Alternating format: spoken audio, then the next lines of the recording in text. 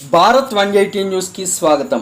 Doctor BR Ambedkar Konaseema జిల్లా రాయవరం మండలం పసలపొడి గ్రామంలో నూతనంగా నిర్మించిన సచివాలయం, వైఎస్ఆర్ హెల్త్ సెంటర్ భవనాలను ఎమ్మెల్సీ తోట త్రిమూర్తులు, అనపర్తి ఎమ్మెల్యే డాక్టర్ సత్య సూర్యనారాయణ రెడ్డి ప్రారంభించారు.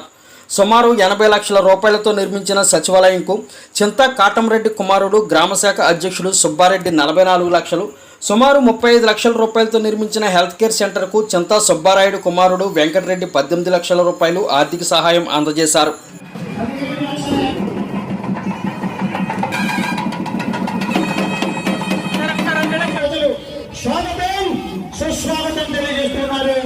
మన తోట తిరుమూర్తులు గారికి అందరికీ నమస్కారం పెట్టేస్తారు. పైనుంచి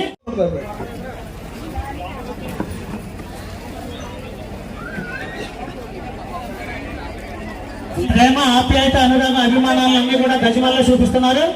మన శ్రీనివాస రైస్ మిల్ అధినేత, మన తోటన్న అభిమాని చింతా బాబుల్ గారిని సాలుతో సత్కరిస్తూ ఇటువంటి మంచి కార్యక్రమం చేస్తారు.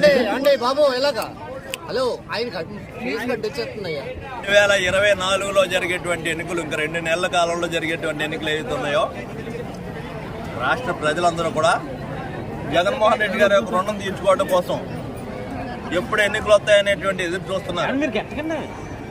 ఇంతమంది స్వతంత్రమైనటువంటి రాజకీయాలు చేసి, ఇంతమంది కలిసి ప్రయత్నం చేసిన జగన్మోహన్ రెడ్డి గారు నమ్ముకున్నటువంటిది ప్రజలనే పైన దేవుడిని అని చెప్తున్నారు. మనం ప్రతి మీటింగ్లోనే కూడా చూస్తున్నాం.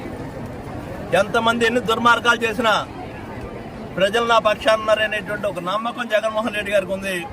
ఆ నమ్మకాన్ని నిలబెట్టేటువంటి విధంగా ఎప్పుడు ఎన్నికలు వస్తాయని ఎదురు చూస్తున్నటువంటిది ప్రజలు. దుర్మార్గమైనటువంటి ఆలోచనతో ఇంతమంది కలిసి వస్తున్నారు.